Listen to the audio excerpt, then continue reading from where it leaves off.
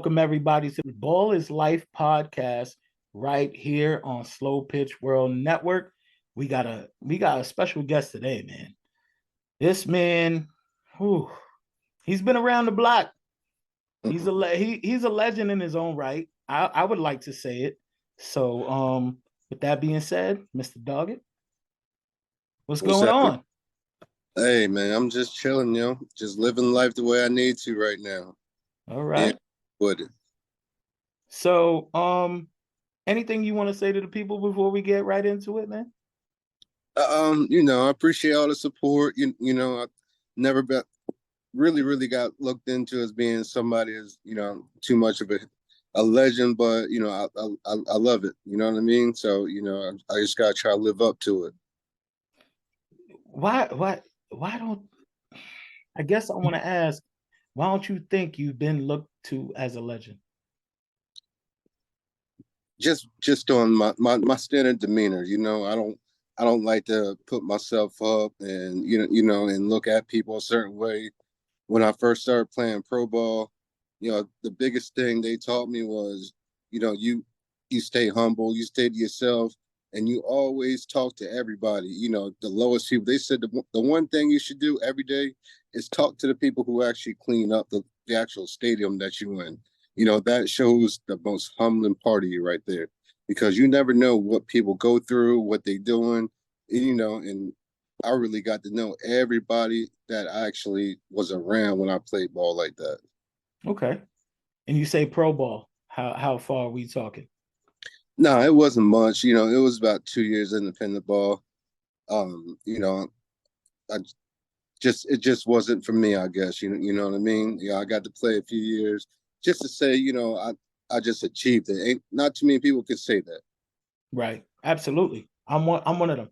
I can't I play my little rec ball and my little e-ball, and we'll get to those questions in a little bit, because obviously some of y'all, and I mean some of y'all upper echelon people, believe that rec and e shouldn't exist. So you know what? Let's get into it. Do you believe rec and e should exist? Rec, no, not one bit. E, yes, not rec. Rec. What's the point of having a rec division? What in your words, what would be the difference? Well, honestly, rec is just for guys who come out there just to play softball, who don't never play. Right. You got guys who play E who want to stay playing E, but they actually work on their game. Guys play rec, they don't work on their game. They just go out there, play, have fun, maybe have a few beers with their friends, go out to eat afterwards, and they life move on after that. They don't care if they win, lose, or whatever. They win, right. Cool. You know what I'm saying? They lose, same thing. So I guess I'll find myself in between, because I'll get on base, right? I'm a single base hitter. I'm working on my power. Maybe I need to move back to Tampa and get with you. But again, that's something that we're gonna talk about in a little bit. But I once I get to first, I need a runner. I'm slow. I'm fat. I'm slow. I can't. I'll get a hit. I'm gonna be honest. But a lot of people are like, "Come on, show, you could do better. You need to play up." But my thing is, I don't mind playing up, but I don't get picked for playing up because my ability of hitting is not to like your ability. So what would you say to me, I guess, where like I'm not considered rec. I guess I'm considered E, but I don't mind playing up. I don't mind. I've played in freedom tournaments where I was on a B team and people are like, "Yo, why don't you play?" And I'm like, nobody wants to pick me. No, honestly, I know what you mean about that, because it took me a while to get, seen and noticed. I had to put myself out there a little bit, but it's all about how you feel about what you want to do. You know what I'm saying? Some guys want to play up and want to keep moving up. That's what they want to do. And then, like yourself, you do what you do. You want to have fun, go out there, because when you get to a certain level, honestly, it's no longer softball, it's a business at that point, because you got guys investing in you, in a certain fact that, hey, you know what, you got a sponsor, they're investing in you right there. You Right. know, rather than you going out there and investing in yourself, you paying what, $20, $25 a tournament, maybe 30 now. And then, you know, you out there just doing whatever you want to do. Right. Yeah, and again, I don't mind playing up. People, you know, draft me. I'm in Maryland right now. I don't mind playing up. I'll get on base. I mean, you know, I'm a decent third baseman. I'm a good first baseman. I'm a hell of an EH and a catcher though. So with that being said, what position do you play, and what is your favorite position to play if that's not your position? Like you play, I know you play a couple different positions. What Yeah. is your favorite position to play? Honestly, I've been starting to like first base a lot back Okay. again. You know, because of course when I came up as an outfielder. You know, it's a lot of running around. You know, because I didn't start at a young age like all these other kids did. I didn't Right. start softball till I was maybe 33, like Okay. competitively like that. You know, upper 30. So at that point, I was still doing it, but it was more. I was here almost already at the top, and then started declining just as an outfielder. You know what I Right. mean? You know what I mean? The arm strength is still there, just the speed that to where as though wasn't where it used to be. Right. So, you know, then but I could still hit. So guys still wanted me to play. They said, okay, Kyndrich, you got to catch. To me back then, of course, like anybody else, you like, hey man, that's disrespectful. I can still play the field, you know. But then I thought about it as time went on. I'm like, damn, catching it don't take much, but it just, I mean, it might get your arm a little tired, but one, it'll strengthen your arm, and two, it'll save you so you can start hitting better. You know what I mean? Instead of running around the outfield. But I get people and Harvey, he catches. Yeah, Like, and he's out there. He's outside. He's outside on the softball field.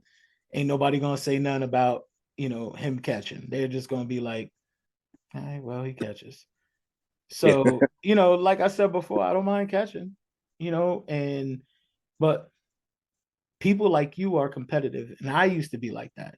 When I first moved to Florida, I was like, dang, you want me to catch? Like, I ain't good. yeah, right. But then once I started picking up on it, I'm like, man, listen, because I'm competitive. So I see the same competitive nature with all the videos I've seen of you. You Yeah, are a competitive MFer. Where does that come from?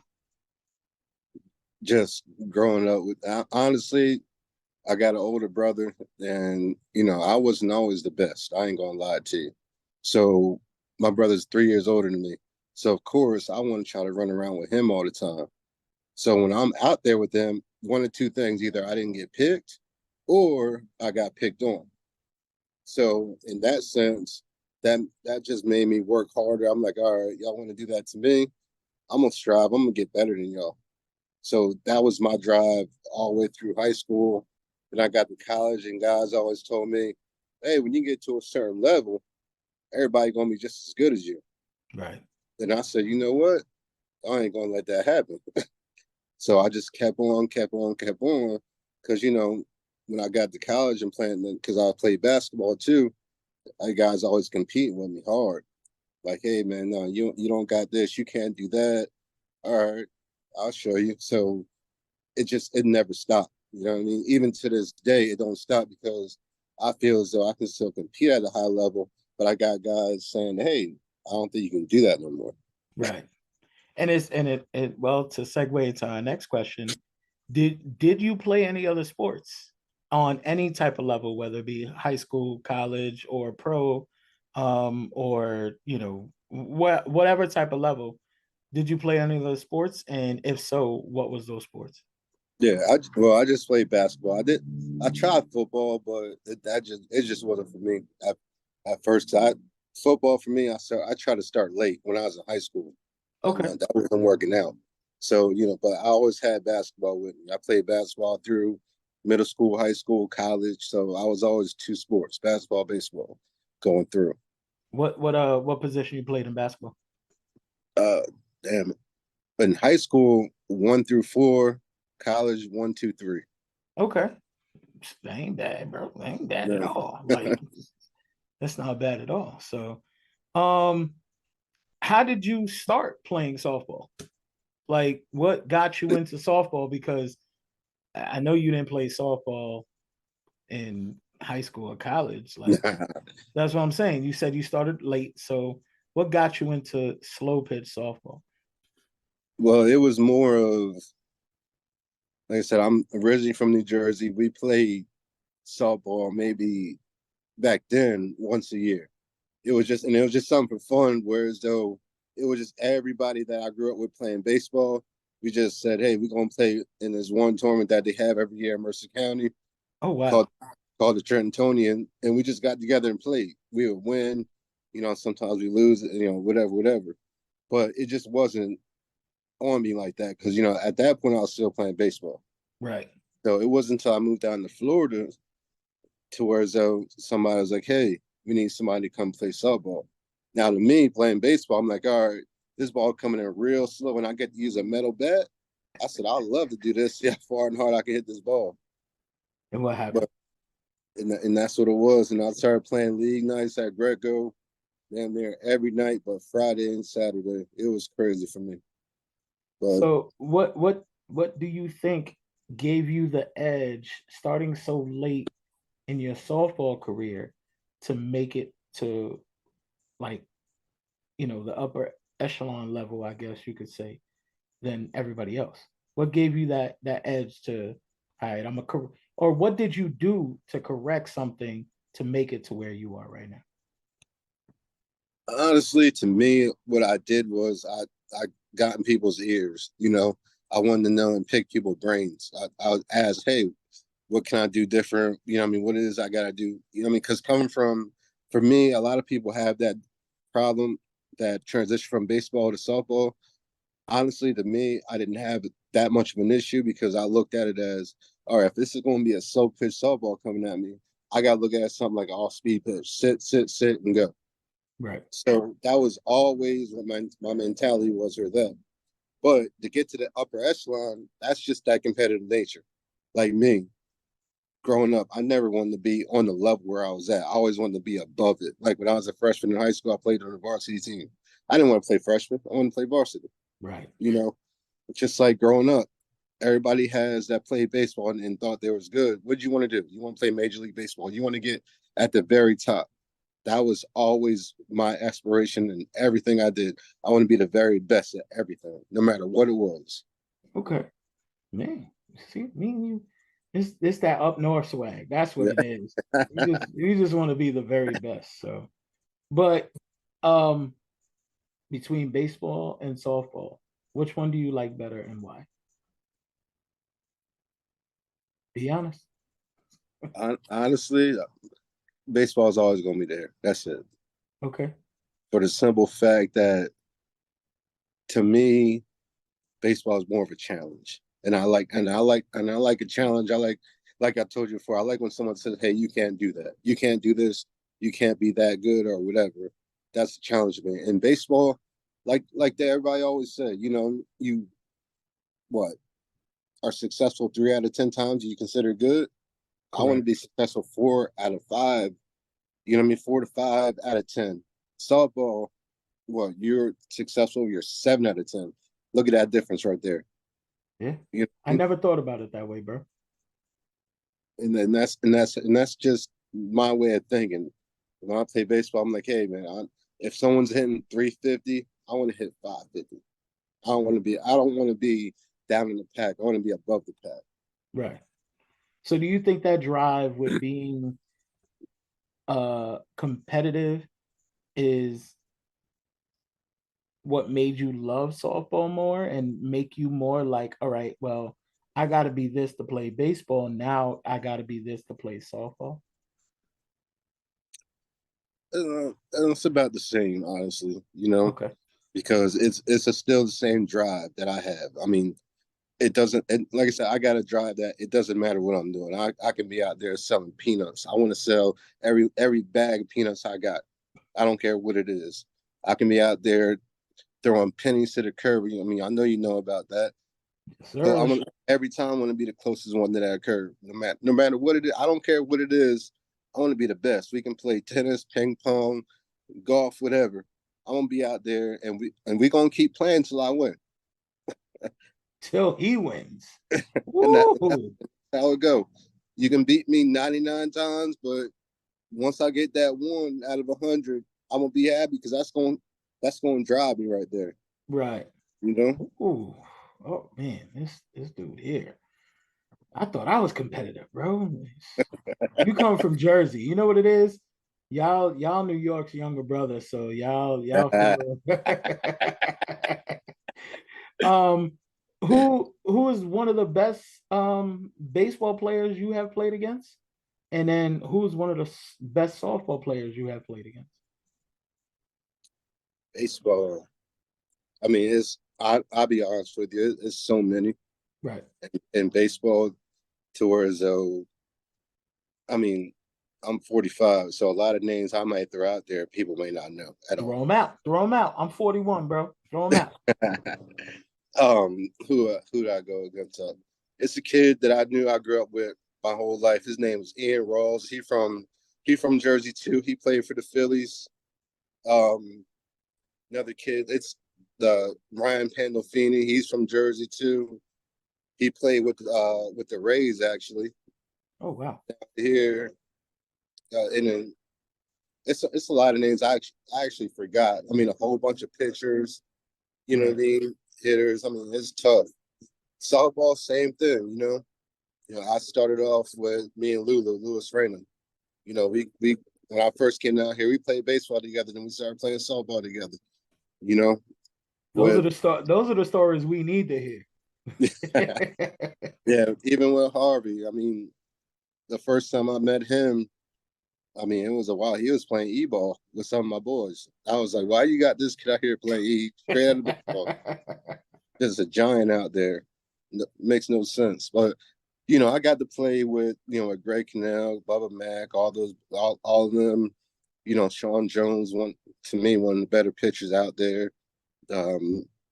Andy Purcell. I mean, I got to go against a bunch of them right there. It's hard to really say, hey, who's the best or anything like that.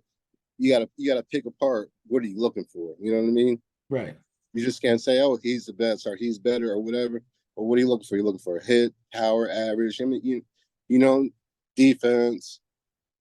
What is it you want to know?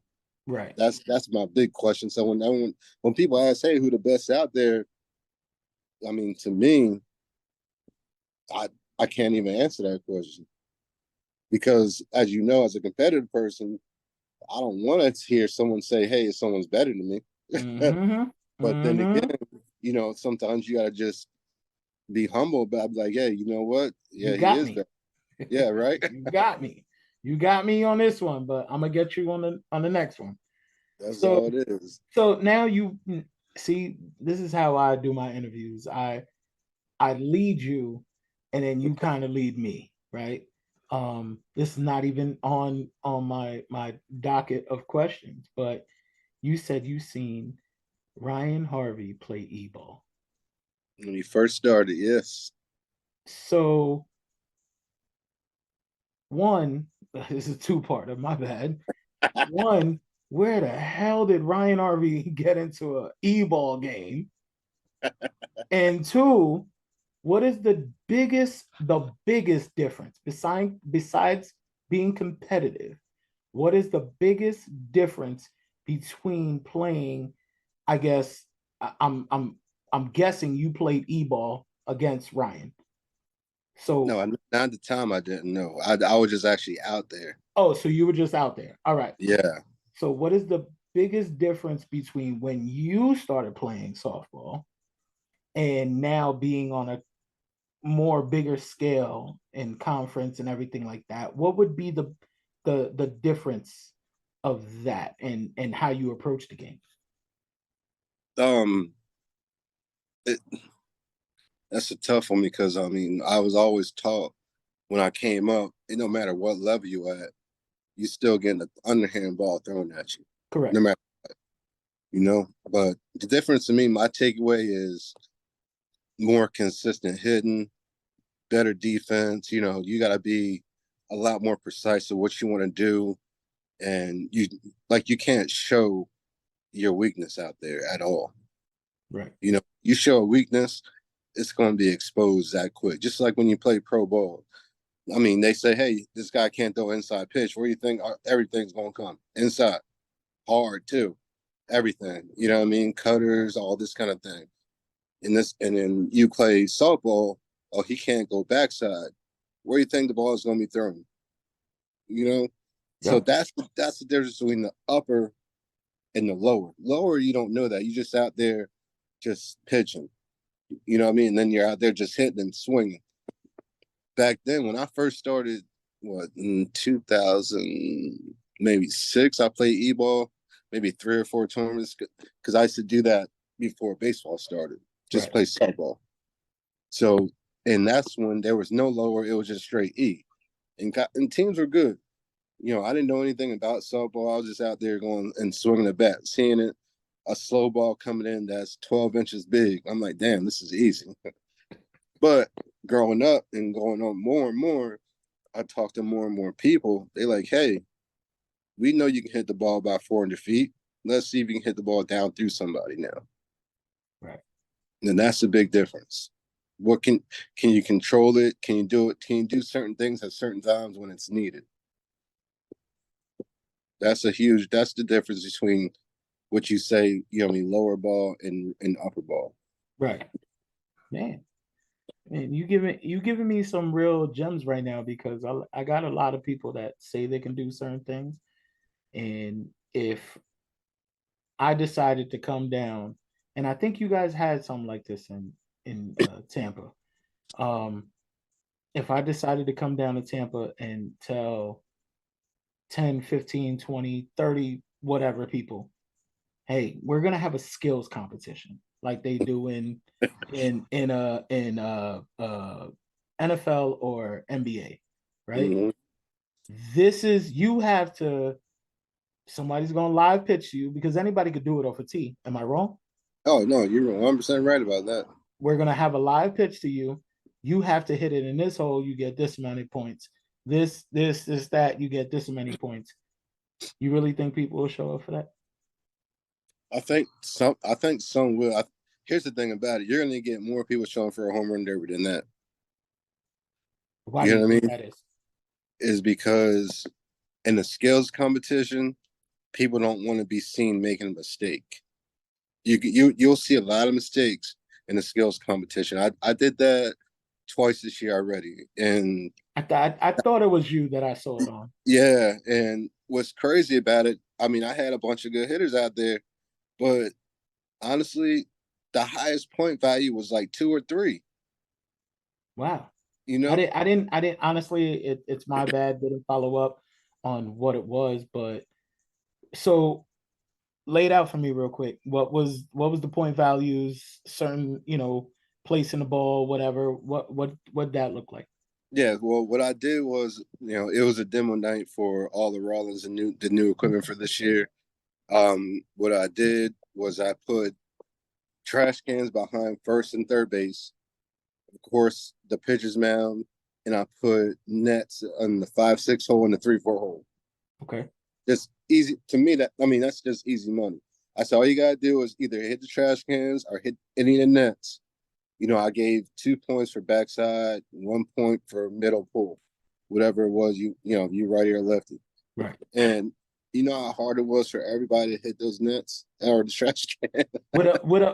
Now let's be clear again. We're talking about live pitcher, not Yeah, off the tee. Off the tee, and we're gonna go back to the rec player. Well, maybe not the rec player, but the upper rec player can possibly do that because you're aiming. But with a live ball thrown at you, that's a different type of animal. Am I yeah. wrong to say that, or am I right? No, you 100% right, because that just shows. I mean, even though the best people who put the work in, it's still tough in a sense. You know what I mean? Right. It's tough, and then you're gonna get somebody like you say play e-ball who really don't put work in. That's gonna miss real bad, Right. and that's why I say you're gonna have more in that home run derby because At that point, they can just swing, and that's what everybody used to do, just swinging, and you know what I mean, lifting and going. You know, that's So that's the easiest thing to do. so would you say that, I don't want to get you stuck in a position, but would you say when people like Brandon Walker, I don't know if you know who Brandon Walker is, from Barstool, came at Mac Rio Oh yeah. and says, So please subscribe. Okay, here's the guy. Softball is the dumbest thing in the world. They'll hit home runs and they'll think, "Oh my God, I did something." I'm like, what? What?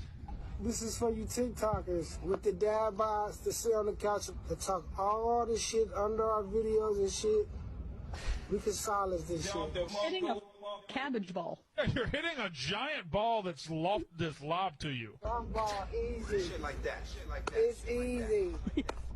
He's hitting it off a fucking tee. You commented. Face I did. first. If you play first base or catcher for your adult men's league softball team, you are not you guys exercising. come across as If assholes. you can get on the mound, Probably. there's a little white mound out there. He did clip out the asshole part. If you can catch this ball, oh, we'll give you 3 tries.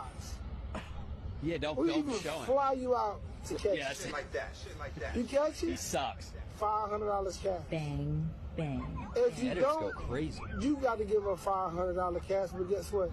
You get to keep your flight and enjoy this California weather. Should I go? And that'll be Yes. that. This is for you. This is a Strictly for you. very, like, this would be funny.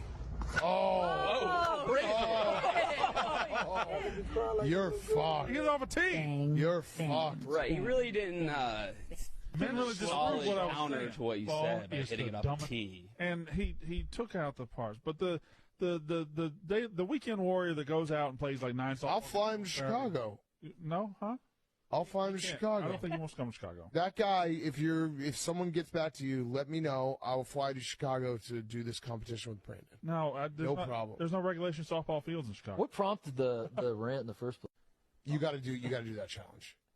Well, I'm not going to stand on the mound. I'll stand at like shortstop. No, it's the mound. No, first of all, it's not a mound. It's a pitcher's Just circle. put on a helmet. That's what they wear in those big time softball leagues. They'll wear helmets and all kind of gear, but they do smoke them Yeah, he smoked that. off a tee. Do you think you're definitely not catching the first one? No. How many do you think? Do you think you could catch one eventually? I'd And probably- if so, how many would it take? I'd probably for you catch it barehanded, Titus. I mean, Okay. it's not really that big of a deal. It's a softball. All right, I'll match. I'll So match. it's right there in I'll the name. match It's if you, can do it, fine. if you can do it barehanded. I'll match. $1,000 now. That's not a lot of money. Like that. he said, give him 3 tries. He can catch a bare hand. No problem. People don't. I mean, it's just what certain people don't understand is that when they hear softball, that's exactly what they think it is. It's a softball. You know, I kind of grew up playing with those clincher balls. Those are the softballs. That's what we grew up. Absolutely. Yep. Yeah. So yeah, you can go out there and maybe catch that with your bare hand, but you ain't gonna catch no damn stadium or even the new hardcore balls. You're not gonna catch none of that barehanded. And just like the element of the game changed from us growing up, you know? I mean, you gotta think of the average age when we started playing softball. Well, when they started, it was what? You didn't start playing softball till you was about mid-30s, maybe 40. Well, Back. I started playing.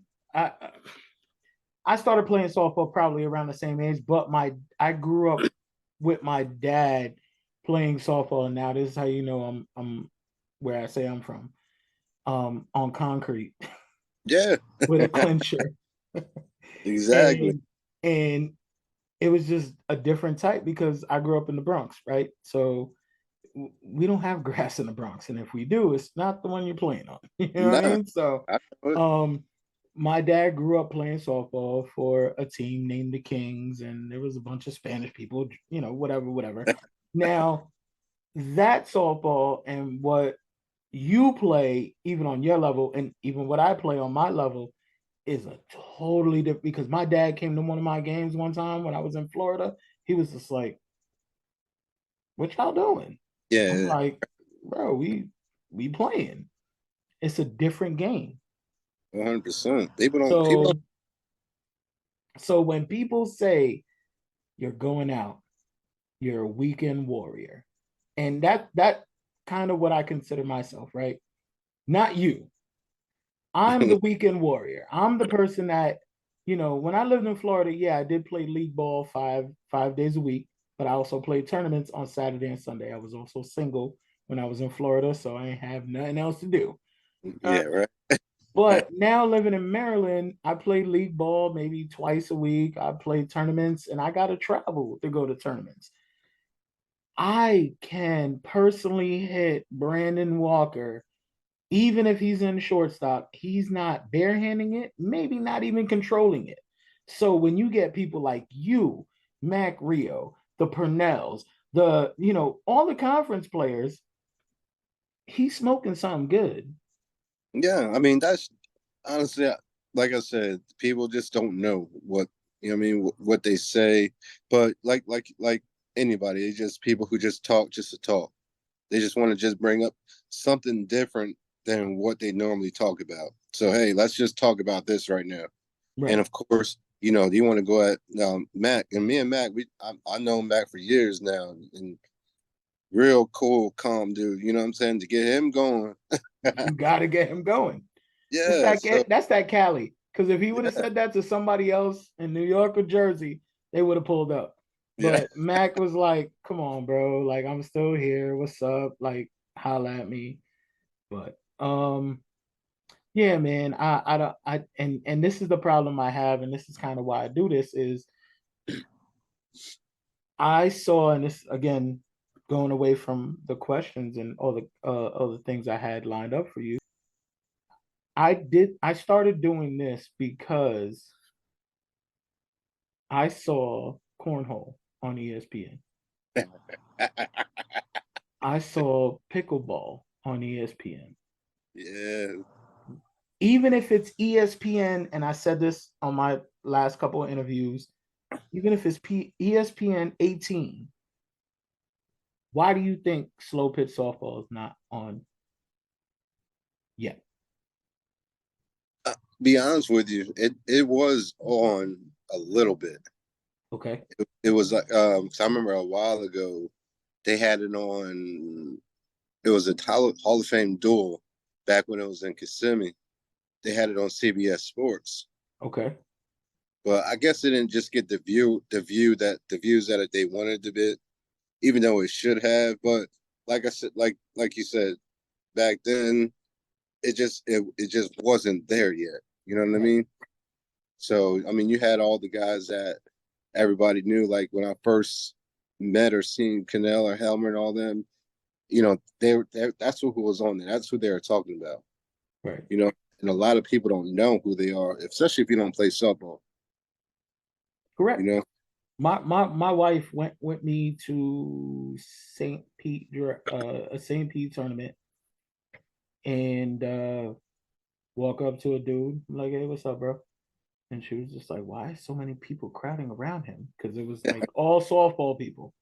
When we watched we were there to watch the Thrashers, play, and it was just like a softball meet and greet.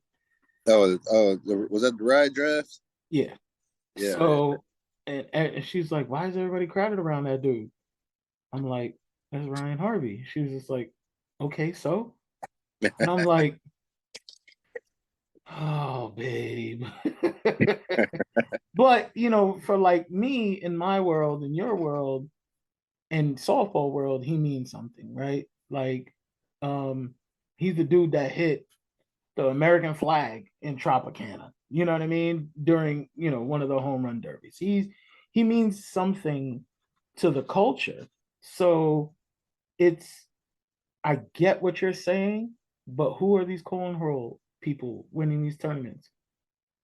Nobody's. Nah, At least right. Ryan played. Yeah, right. Right?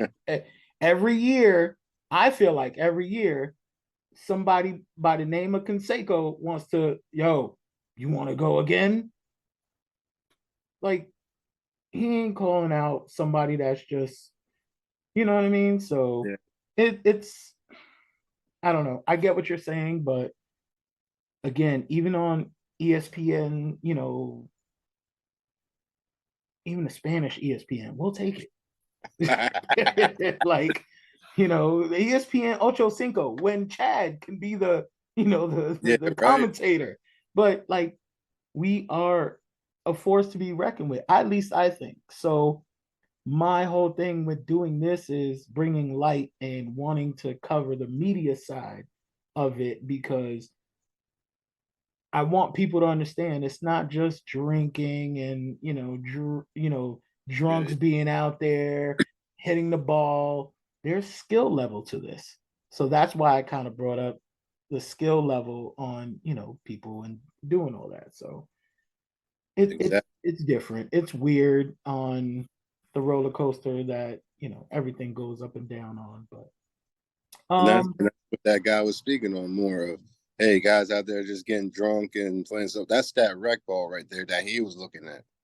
He probably haven't seen anything see or higher, you know what I'm saying? Or he wouldn't be talking all that at all. You're right. You know what? You're absolutely right. He probably just sees a slow pitch, and that's where it ends. Slow pitch. Exactly. Softball.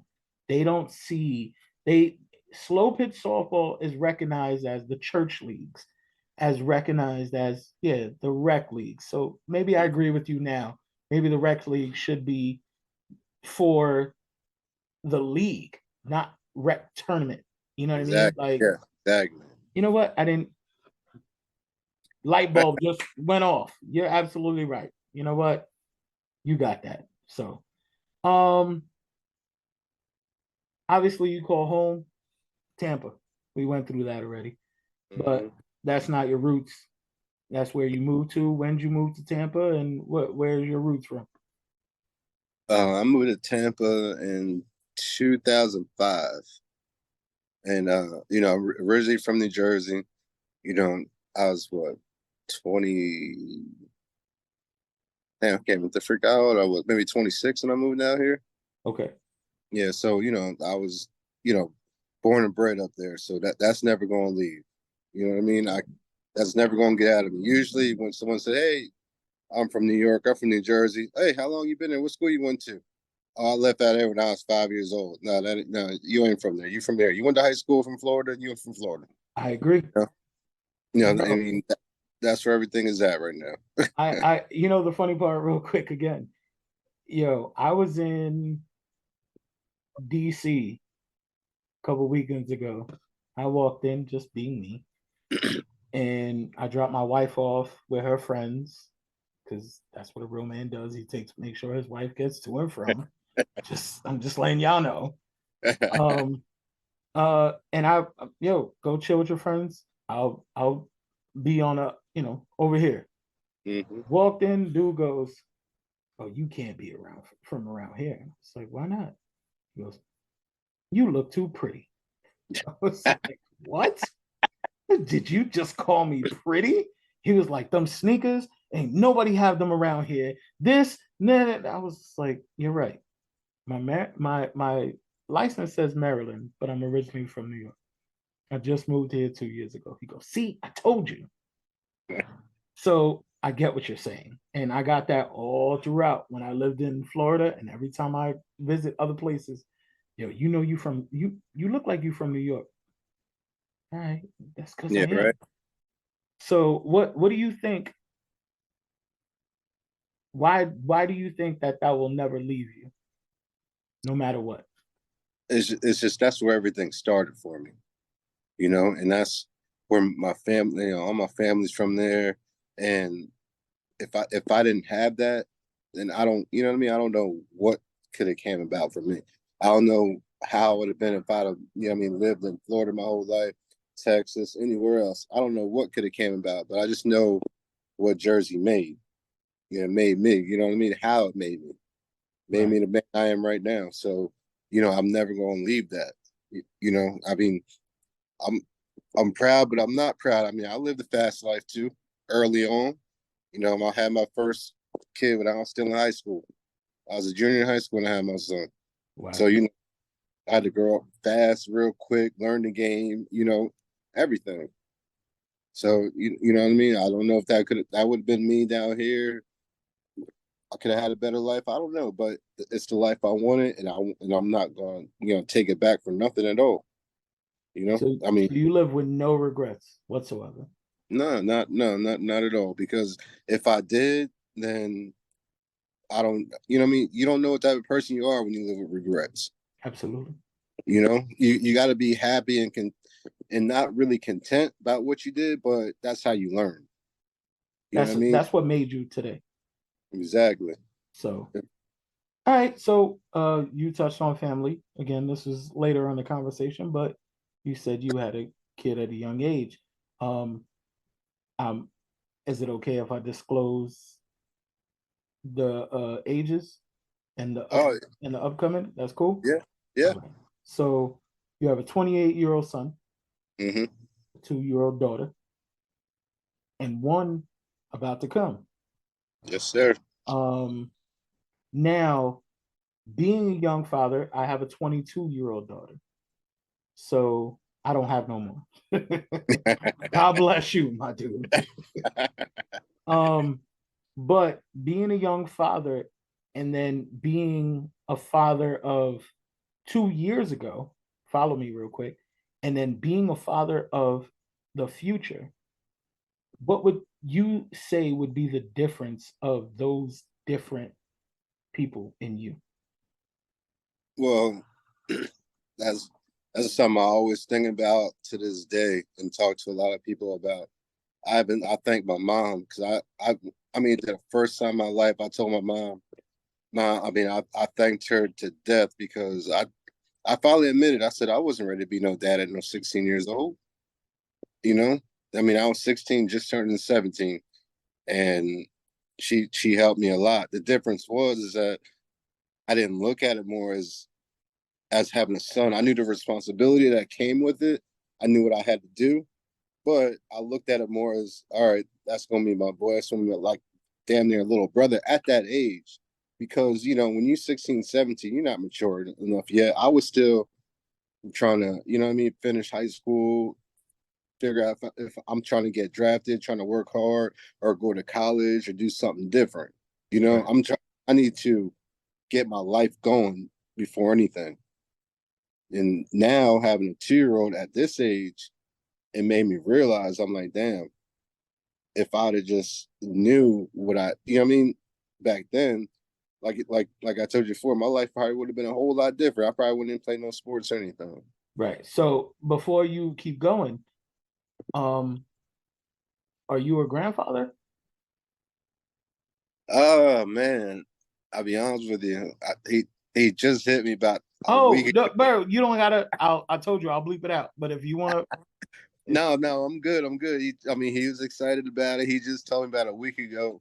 He expecting a baby June, so that'll be my first right there. all right. So I know this is a softball podcast. We're trying to keep it on the sport, but I'm a real person. These are real people that I'm speaking with. So 28 years old son. Now you have a 2-year-old daughter, and you're expecting another child in January. Mm-hmm. You said what is the difference between you being a 16, 17-year-old father?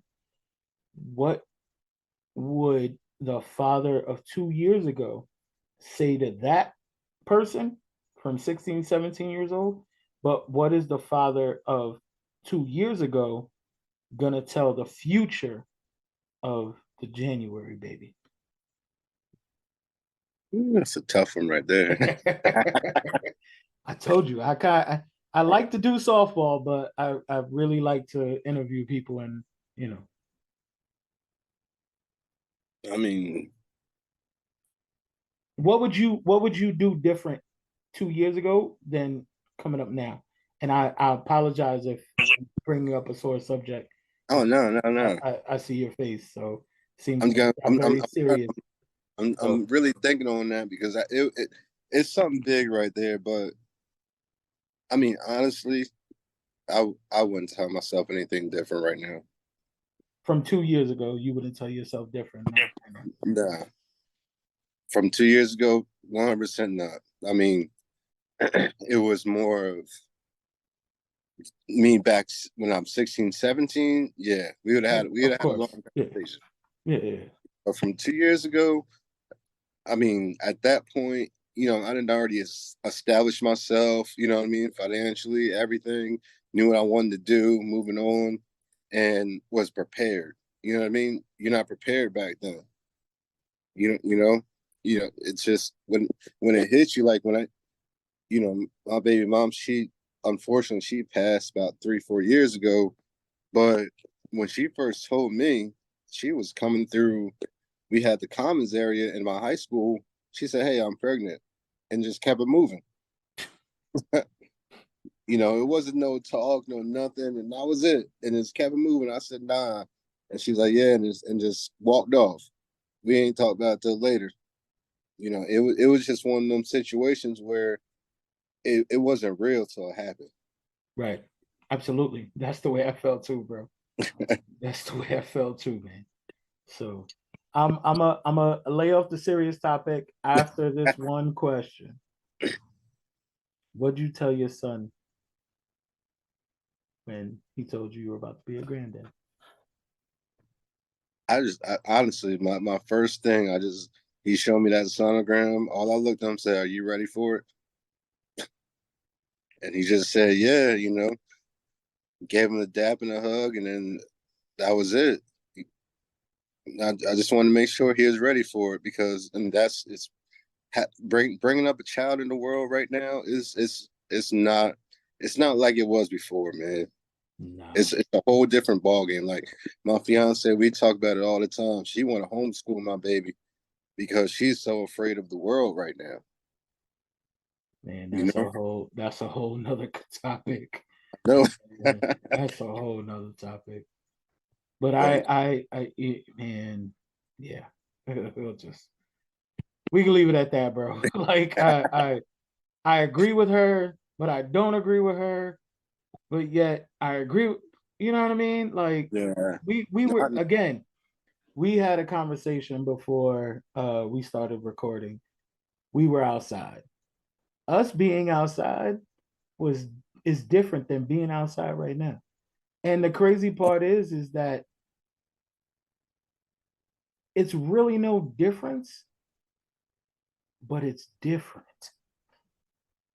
And only I feel like people my age, your age, will understand that. You get what I'm saying? Like, Oh yeah. it's different, but it's not different. But all right, so I got you. Like, just like they said. I mean, I'll never. This is the one quote I'm gonna take off this series. And I know you done seen it talking about The Wire. Absolutely. He done said the game ain't changed. It just got more fierce. That's all it did. Yep, I agree. I 1000% agree. That's all it is right there. So that's how I look at everything.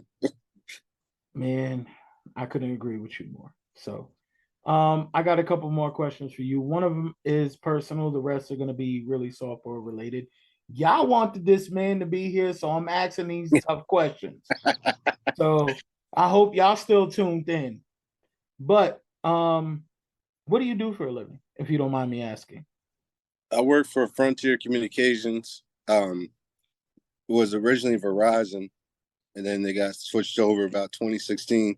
I mean, I'll be honest with you, they recently had a bunch of cutbacks, and I was part of that. So, yeah. So right now, currently not working, but I'm okay with it. You know what I'm saying? It allows me to open up. I mean, I was there for 18 years, and I kept myself shut down. Everyone said, "Hey, find a career," and I was just content because it was a career that just kept me moving along the way I was, even though I probably could be moving up a little better. Right. But now it's allowed me to, see my actual worth, what I do and things like that. So it hurt at first, but then again, I'm like, all right, now I can actually figure out exactly what I can do with myself. I dig it, man. So, staying softball, who's the one player that you think helped you out in the game of softball that made like a real a real impact, I guess you could say, but somebody that really helped you get to that next level, or is it maybe still helping you right now? I mean, to be honest with you, it's just not just one person. Well, all right. So whether it be a coach, Yeah, I whoever. mean, it was a breakdown. I mean, there was, I mean, I know, was it 2012? I think it was. It was a coach. His name was Chris Parrish, one of the best sponsors I've ever had. I played for a team called Game Changers, Okay. and What level honestly, was that? that was C. Okay.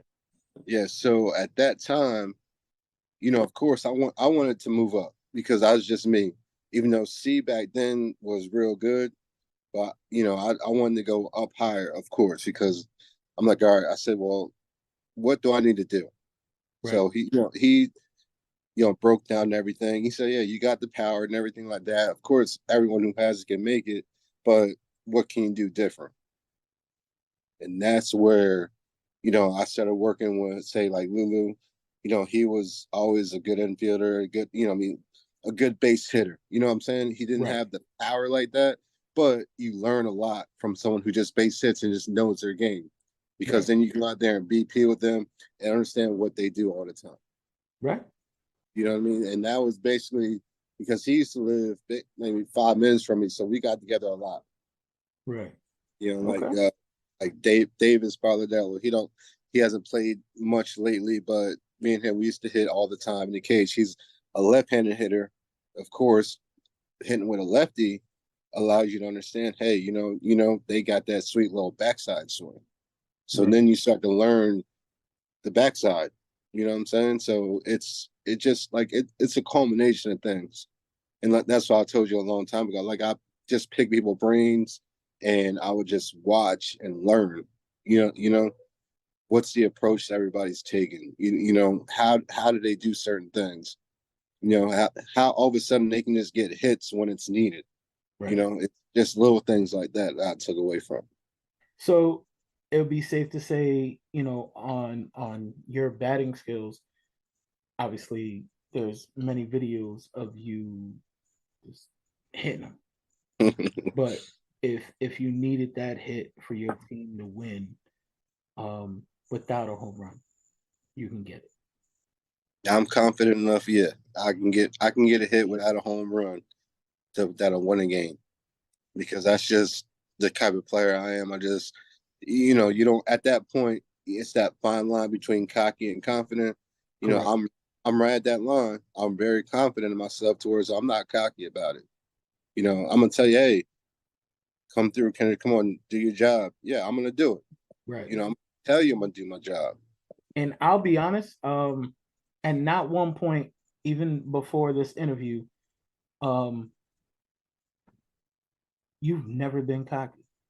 We hit you up, and I'll be honest, we hit you up a couple weeks ago. I was like, hey, you kind of came across my radar. Can we do an interview? And this, right or wrong, this is probably like a month or two ago.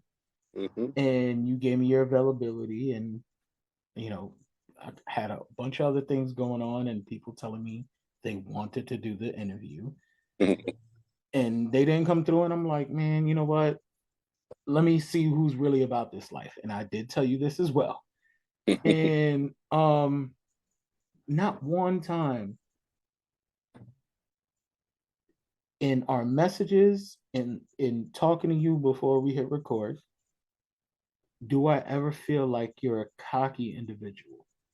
And maybe it's because I'm from, kind of where you're from. We're from, New York, New Jersey. And maybe it's because we speak the same language, maybe. But it's a confidence factor, because if you doubt yourself, everybody else is going to doubt you from where we're from. 100%. So you have to be confident, but to others it might come off as cocky. Am I wrong?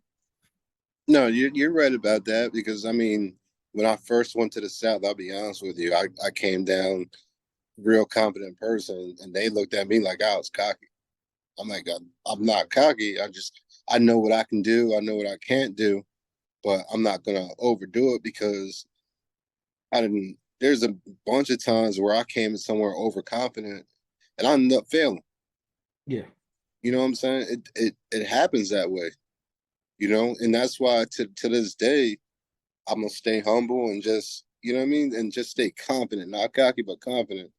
Because I mean, this story runs through me my entire life. I ain't gonna lie to you. My freshman year in college, I was in, I forgot what math it was, but I held an A all year. So come finals time, I said, I'm gonna just breeze through this thing. You know, I got done. It was a 2 hour final. I got done in about 40 minutes. Everybody else working hard, da da da. You know what I ended up getting? A damn 60. Thinking I knew everything on it. Wow. And at that point, I said, there's no more being cocky. But a lot of people think, you know, especially you being in the South, a lot of people think we're cocky when we're just trying to, you know, we're just confident. Like, hey, we're gonna do that. Like I'm a prime example. Earlier, I said, I'll get a hit. I'll get on first. I'm not gonna give you more than that. Cocky would be, bro, I can get it. Yeah, Knowing right. I'm slow as hell. You know what I mean? What I just say, I could get on first. I'll give you, you know, first all day. But, you know, that's different. So I agree with you, man. Some advice to a player now that can't play for whatever reason on a minor league level and wants to now get into slow pitch softball. And of course, you have to make your way up and prove yourself, just like everybody else in this community. What's the one thing you would tell that person? Just like we just talked about, don't be too cocky. It's not as easy as what you think. It's not that easy. Of course, you know, you're gonna come out there just like any kind of baseball player. You may come out there and hit a ball 450 feet. You know what I mean? Because basically all, like I tell everybody, all softball is a simulated game. Everyone's done it. You know what I mean? When you play baseball, you play a simulation game during either BP or during practice. That's all softball is. Okay. You know, but it gets to a point where now you got to have a little bit of skill level because, you know, you don't get unlimited home runs like in baseball. You know, you got to have. There's certain guys who don't know what they're doing out there, but they say, hey, you know what? Don't hit all the home runs because we got a guy who don't know how to do nothing but swing for home runs. So Right. you got to change your game a little bit. So I mean, the only advice I would have is, I mean, is this really what you want to do? You know, there's a lot of guys who come from playing either high A ball, double A, triple A, even pro ball, who come try to play softball.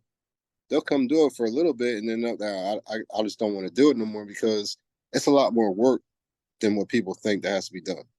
Right.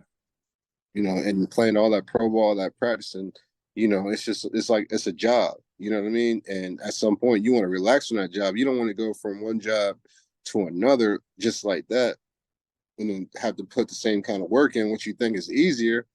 No, you just say it's better off saying you quit. You see how I set people up right here? Y'all know you right there. He just went into a whole thing, which I'm thankful for because this just means I'm good at my job.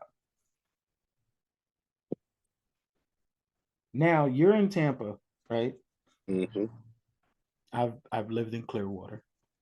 Yeah, we used to play all year round over there. But on your level, you really can't Mm-hmm. because you're not gonna go to Eddie Seymour and play on a league night or a regular, you know, tournament. You're not gonna go to Greco. You're not gonna go to South Tampa. What's the Oh, Gatson. Gaddis? Yeah, you're not gonna go there. Yeah, I promise you, bro.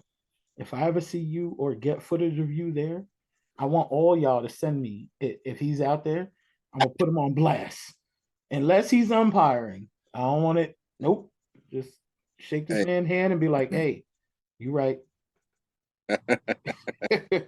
But what so your season being who you are consists of, I mean, y'all travel a lot. So there's a couple other questions in this, but when you're not playing, what do you do to make sure you're good at playing?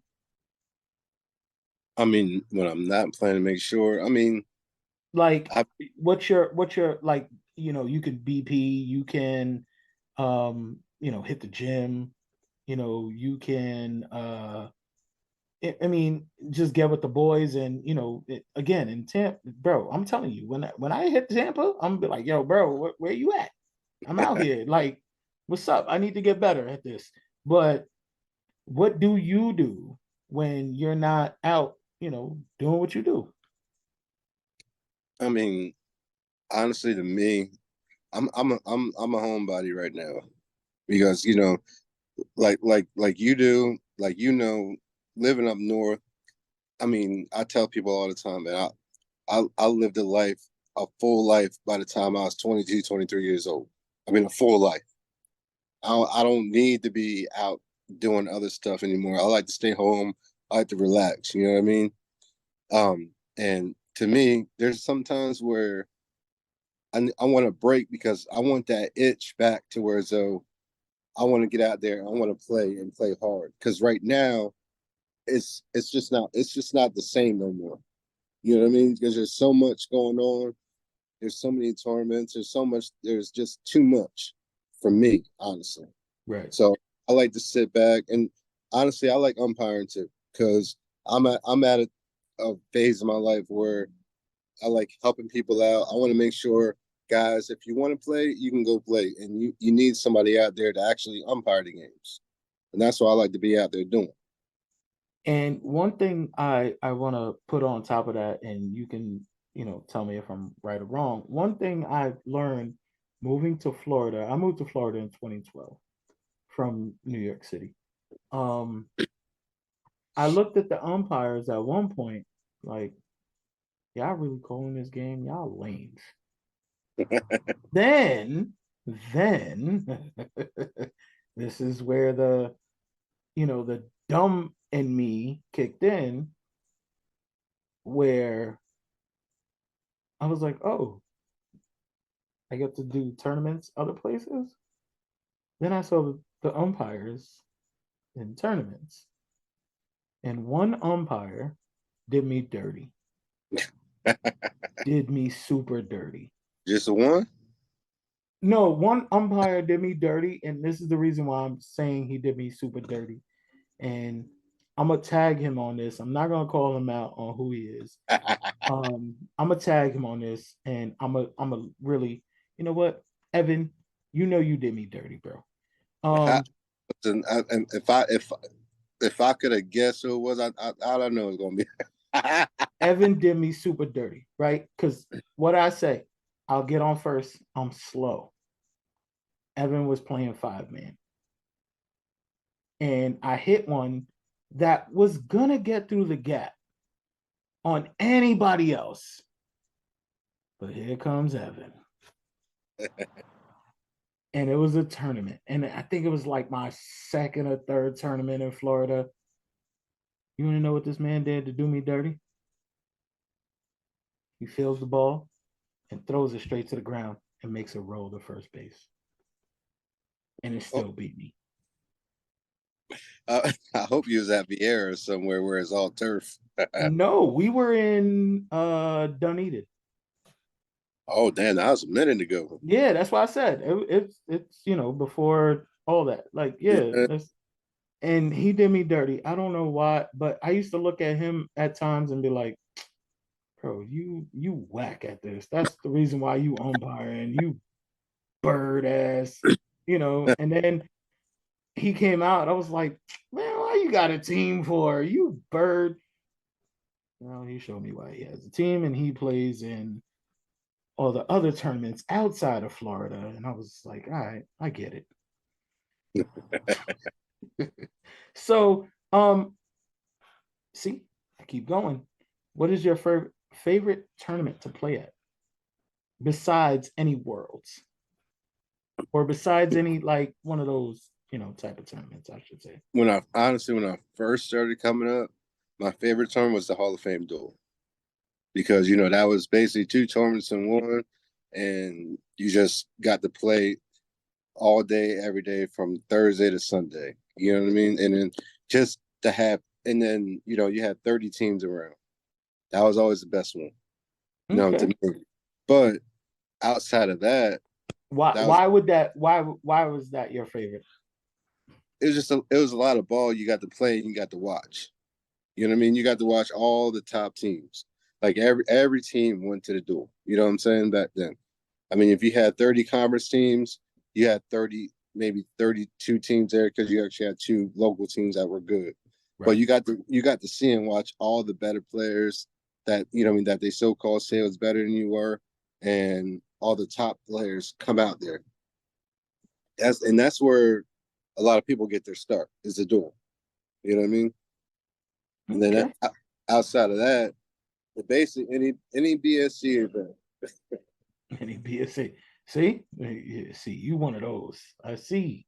BSC event. I'm trying to tell you. I mean, people don't understand, man. And the game in the BSC is just a whole lot different. Like I try to tell everybody, it's like, and this from being up north too, it's like playing a Catholic school team against a public school team. You know what I mean? Catholic school being the conference, public school being BSC. You're going to get a little street ball in the public school. Catholic school is just basically all, discipline type ball. You're just going to go out there and play, and then that's it. You know what I mean? BSC, you're going to get all the talking. You're going to get everybody watching the game. How many people go to the Catholic school game and watch? You're going to get maybe 300 or 400, but how many going to come out to the public school like Lincoln or somebody like that and play? You're going to get 1,000. You said Lincoln. Yeah, we played them in high school too. I'm done with you. You said Lincoln. Jesus Christ. Yo, shout out to everybody up north in Jersey, Newark, Camden, New York City. Bro, y'all know what Lincoln is. Bro just said Link. You know what? I'm done with you, bro. I'm done. I'm not done with you yet. I got a couple more questions. I hope I'm not holding you. But with all that said, what is your favorite complex that you have played at so far? And what is one complex that you want to play at? Ooh. Favorite one. You played. I've remember who was on the phone with before this. Well, I done my research, and you thought, like, I'm pretty sure you thought, just like everybody else thinks, this dude, all right, let's see what he's gonna pull out. And then when you saw I was on the phone with an hour and 20-something minutes. Yeah, right. You thought I was joshing. Yeah, not me. What's your favorite complex that you played at? And what's one complex that you would like to play at? Or maybe a country that you want to play in. Nah, I never thought about a country I want to go play in, but actually, I'll be all right. You know what? In Canada, I would want to play in the PIF. That thing looked pretty big. I've always wanted to play the PIF, the one in Canada, a big one every year. Also, I never played in the one in Joliet, and the Chicago Major. I haven't played in that one. I hear that's a good complex. Okay. But the one, I can't even say the best one, the favorite one. I mean, honestly, any BLD I like. Okay. I like those. I don't know what it is, but that's fair enough. Got that feeling, That's fair enough. And we're gonna talk off camera or DMs. We're gonna talk about out of the country. I got some things in the works where go out, play in Honduras and Guatemala, and they came to Florida and swept these boys. So we got to go back and do it to them. But hey, Manny, ISPS, shout out to you. I'm about to take my people and go do it back to them. I know, right? See, I like to have fun. So, what we talk about being on the road. If you're on the road, just you and the boys, what's something you eat before the game and what's something you eat after the game? I mean, me, honestly, I don't know what it was. I've always been this way. I don't eat much before I play. So you said you don't eat before the game. No, I After mean, after after a day of playing softball, what all, what do you and the all, boys go get? all depending on time, because you know it's times where we ain't get done till about 11, 12 o'clock, where all we can do is get steak and shake or something like that. But you know, I don't mind sitting down and eating something right. Right. You know what I mean? Some nice little barbecue or some ribs or something like that. I don't mind that at all. I mean, if as long as we get done in a certain time, you know what I'm saying? Gotcha. But it's I mean, if you play on a good team, you're gonna be playing late into the night. You know what I'm saying? So you're not really gonna have time to eat. You know, Or just the tournament in general where there's too many teams. You're gonna yeah, get out that too. a little bit. So You got that break. Everybody like, hey, let's go out somewhere to eat. I'll be like, no, I'll be here. I'll be good. You want some? No, I said I'll eat some chips or in a Gatorade or something. I know I said this a couple times, but I got three more questions for you. One of them is softball related. What's the funniest thing you ever seen on a softball field? You personally seen, not on social media, not like you're in the dugout or watching in the stands and you were like, wow, that just happened. And you don't have to say their name. You could just say the, tournament or sanction or whatever. You don't burn bridges over here on the side of me. I mean, But I'm letting you know that if Ryan Harvey comes on here and he says, "Yo, Kyndrich," I'm gonna be like, "All right," I'll hit you and be like, "Yo, he said." I'm trying to think. Does it have to be softball related? Yeah, the funniest thing you ever seen on the field, softball field. It don't matter what level, just what you ever seen on the softball field. It could even be you umpiring. And that's tough too, because I didn't seen a lot. Man, I didn't play with a guy who sat there and to this day he swore he caught a fly ball. That bitch landed right behind him because he was so drunk. Like literally thought he caught the ball, but that bitch landed right behind him. I mean, Ladies and gentlemen, please do not drink and play softball. I mean, I can't even say too much. I mean, All right. I don't. Enough said. Enough said. I told you, don't do it. So, all right, two more questions. Next one is not softball related. You're from New Jersey. You live in Florida. Mm-hmm. Top three sports: NFL, Major League Baseball, and of course, NBA. Who are your teams? NFL's the Giants. Baseball is the Yankees. Basketball is the Celtics. The South, bro. I'm about to cancel you right now.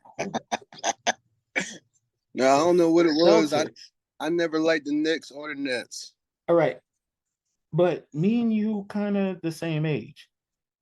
There's a nice dude out there with a bald head. We call him Black Jesus, aka Michael Jordan.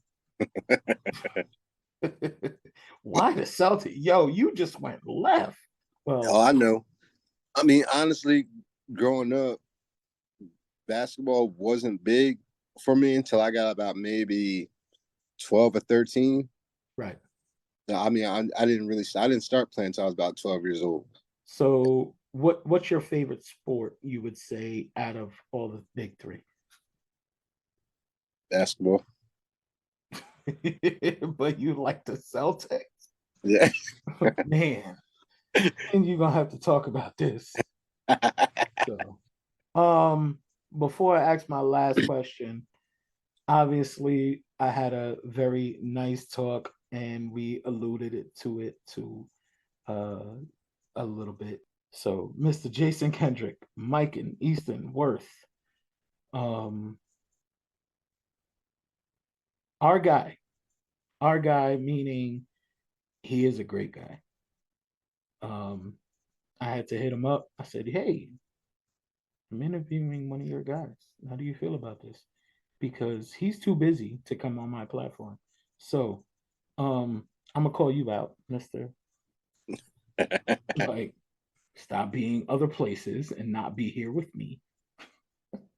I know, right? You're an Mike and Worth representative. Fair to say. Yeah. What bat are you swinging? And why do you swing that bat? And why should people swing Mike and Worth? What bat am I swinging now? I know you're probably swinging because you play senior ball. Yeah, I mean, for 40 and over. senior ball, I'll swing that Johnny Bailey. That bat is real. I mean, whatever they doing in that over there in the Dark Scientist, they did it right with all those bats. But I mean, if I'm playing a regular tournament, I go with the Riley.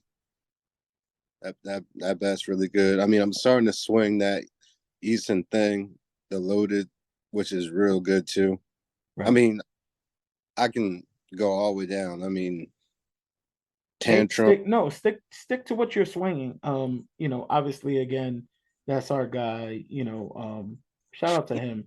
And he's. I want to be clear. He's not, or they're not sponsoring anything with me in this platform. It's just a great relationship. He's a great person, genuine person, Mm-hmm. and it's not a paid sponsorship yet. I mean, if y'all want to come and throw some dollars, I'll take the dollars. But say what you're swinging. Like you don't got to go through the whole repertoire of what they have. People want to know what you're swinging. I mean, honestly, right now, what I'm going to be swinging is it's in between either the Easton thing or that Josh Riley. Gotcha. So one of the. All right. What I just wanted a little backstory on Jason Kyndrich. Go ahead. So in 2016, he used to coach the major team. Okay.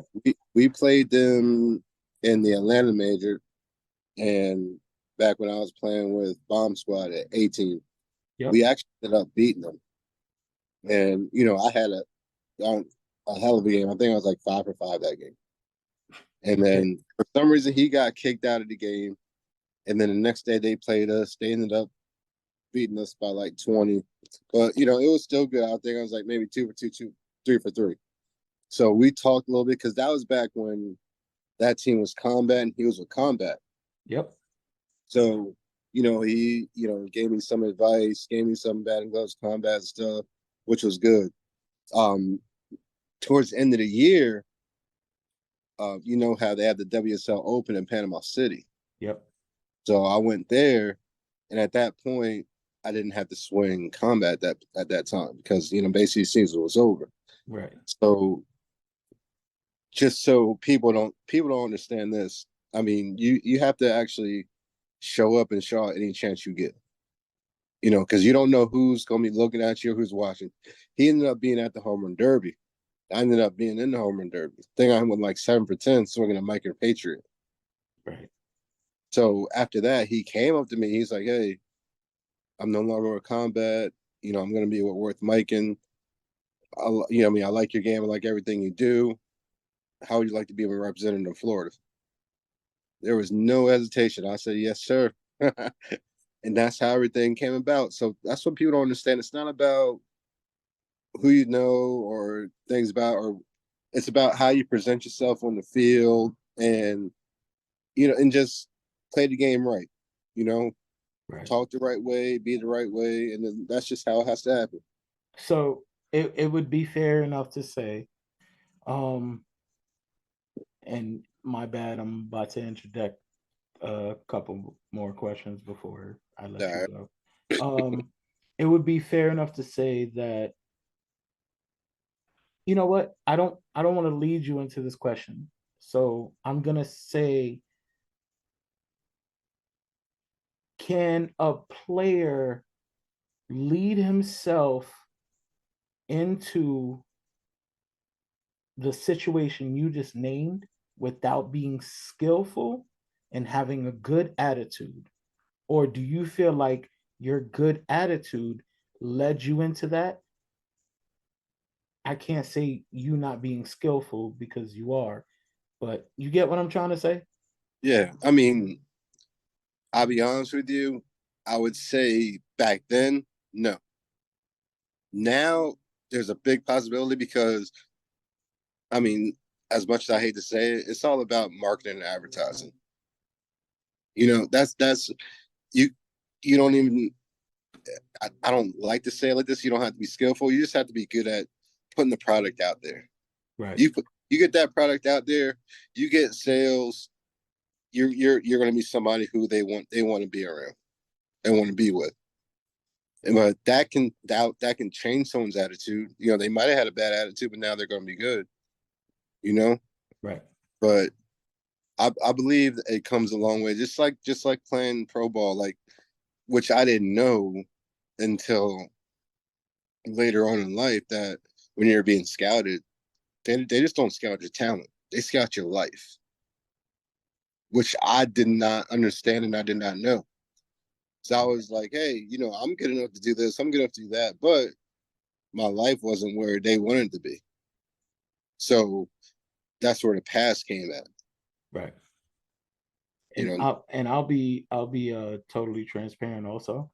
That's the reason why this interview, not with you because we've been communicating, but that's the reason why this interview took months to do, 2+ months.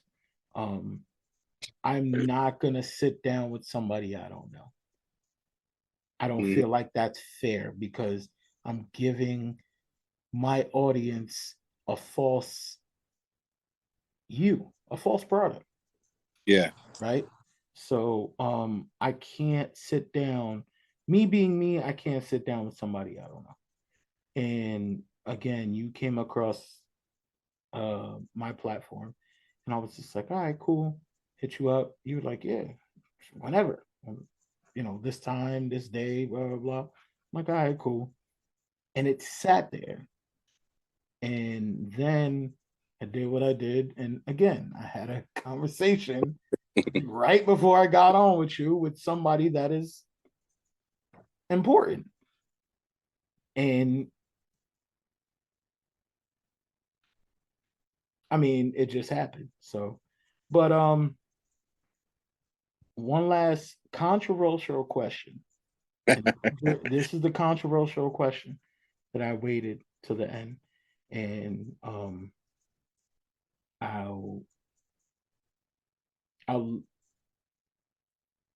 how do you feel about the Suncoast ban? I have no feelings about that at all. I I'm not part of it. I was never part of it. I just, not to be, like you said, politically correct, but I just don't have a comment on it. But Because do you feel like it's fair, or you don't know nothing about it to have an opinion on it? I mean, I know as much as probably anybody else knows on it. Right. It is what it is. In that situation. I mean, how many times you look at it? I mean, there's certain things that happen that you want to put a product out there that everybody wants, no Right. matter what the situation, how it happens. Because if you think about it, how many times has a product have been put out there that's been questionable, but no one said anything about it? Correct. And then I guess it just got to a point where I guess it just got caught. It was just, of course, you were down here in Florida when the Suncoast came out. That just, it took over everything. So they're like, okay, what's the big deal about this? it took over. I mean, I've been around towards though I've seen what has to happen for a bat to pass a certain qualification to be approved and not to be approved. And I've been told the game and a lot of things. I mean, there's times where and I'm not going to say any companies, but they'll make a bat just in particular, just to pass whatever needs to pass so the bats can be actually made and manufactured. But then when they make them, it's a completely different bat. Correct. Do you believe that everybody should wear a face mask as a pitcher? Yes, for sure. On every level, or At, just your level? well, I think it should be more at the lower level, if anything, because if you're looking at E and D guys, they're just out there hitting the ball. They don't know. A lot of times they don't know where it's going. You know what I mean? Isn't that more dangerous then? Because they don't know where it's going, and if they're at that level, the reflexes as the pitcher is not as great. Yeah, because you gotta remember when you're going E and D ball pitchers, you'll have some that know what they're doing, but then you'll have a lot that are just up there just flipping. You know what I mean? Say here, I'm not scared to go up there. That's the standard saying when you're playing. So you're saying the pitcher doesn't know where they're placing the ball, and like I'm not the greatest pitcher in the world. I promise you that. But I know if it's on a certain side, it's gonna come back at me. You would think so. See, that's the difference. You would think so because the difference is that all right, you might can have guys who are you play at a higher level. You play C and higher, B and higher. If you The highest level I've ever played is Freedom was C. You throw a ball in the outside part of the plate to any hitter, they're 95% of the time going backside. 95. Okay. Because they're going where the ball's pitched 95% of the time. When you're looking at D and E, they're just swinging the bat. So say if you got someone who just only pulls the ball, you throw a ball in the outside part of the plate, that ball is coming right back at you. Because they're just swinging. They don't know. Even though they should be hitting the ball backside, but they just don't know it. Like I umpire a lot of E and D. I see it all the time. Right. Oh, this ball, while they're hitting the middle for it. And to me, it's more I gotta teach everybody while I'm umpiring, like, listen, you gotta remember you're playing E and D ball. Guys are just out here swinging the bat. They don't know exactly they're hitting the ball at the middle. They don't know that part of the game right now. Right. Some do, but some, you know what I mean? But 90% of those people down there, they don't know. So a loaded question is your level, they're coming back and they know it. Oh yeah. You know when someone's gonna come through there. I mean, you have certain players where you don't get mad because that's what they do. You have certain players, that's what they do. You know what I mean? You don't hold on. You don't get mad about it? No, because that's what they do to get hits. If you got certain players who go either glove or hand side of a pitcher every time and you know it, then you can't get mad about it. I mean, that's up to the defense and the pitcher to make the adjustment at that point. If you don't make an adjustment, then that's all on you. You gotta make them do something else. But just like say if a little bit of chirping going on, whatever, you know what's coming. Right. You know what I mean? And then at that point, yeah. And then the retaliation is gonna come. It could just like in baseball, someone gets one high up and tight. What's the opposing pitcher gonna do? They're gonna throw one high up and tight to somebody else. And then it is what it is. It's over at that point. Right. You made your point. We made our point. Let's finish playing the game right now. Right. I have a last question, but before I get the last question in, um, shout out anything you want uh people to follow you on, what you're about to do, um, any anything you got going on, shout it out right now. Well, right now, I mean, it's basically off season, so nothing really much going on. Or But anything you got coming up. yeah, I was gonna say, coming up the next year, I'm gonna be doing a lot of demos. With the new equipment coming out, Miken Easton. We do a lot, if you can see, if you follow Big Chef Softball on YouTube, I'm on there a lot with him. We do bat reviews. Anytime I can actually swing one, we're gonna do a bunch. So if I get some bats, we're gonna do reviews on those. So basically, that's about it. All right. Um, the last question, I'm gonna negate one person from it because you just named him Big Chef. Um, I I would like to have a camera crew out there with y'all. We can work out whatever needs to be worked out, but whatever. Did you enjoy this interview and the talk? You could be honest. You can say, it was that, whatever. Oh, very much so. I mean, I always enjoy it because, to me, if someone takes any type of interest in me, no matter what it is, I'm just grateful for it. For when you asked me for this interview, I was damn ecstatic. I ain't gonna lie to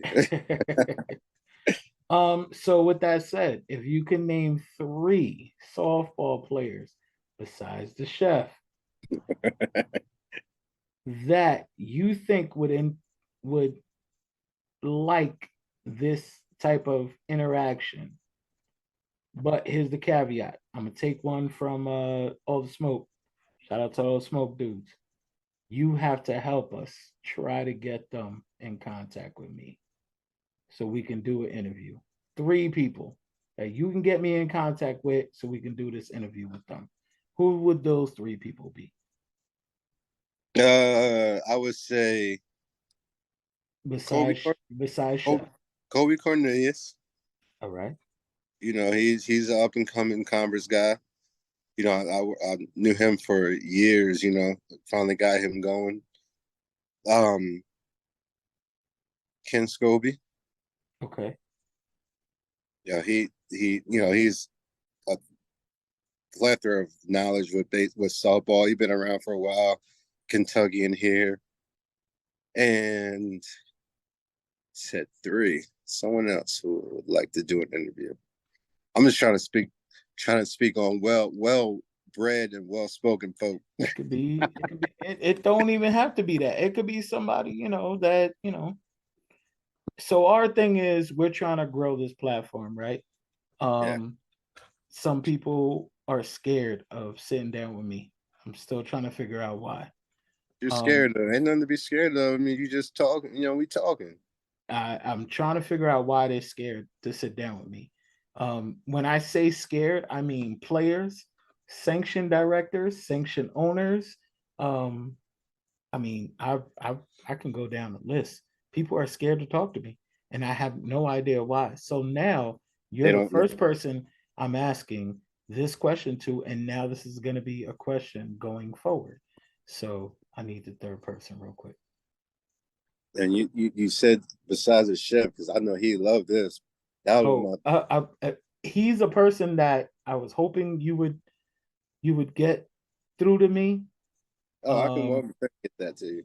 All right, so you know what? Let that be your 3rd person, because I'll get 3 out of him. Yeah.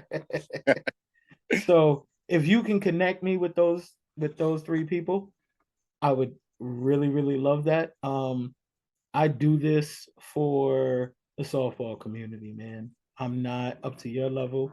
One day I hope to take the field with you, even if it's on BP. But I do have a podcast studio in Tampa, actually in St. Pete. So we're gonna talk offline about some other things that I would like to do. But right now, softball, this is what we want to do. So we're gonna end this real quick. Ballless Life Podcast. Thank you for coming out. We hope y'all enjoyed this. My man is here with us, and we're gonna continue going on with this, man. Slowpitch World Network. We're here for y'all. God bless.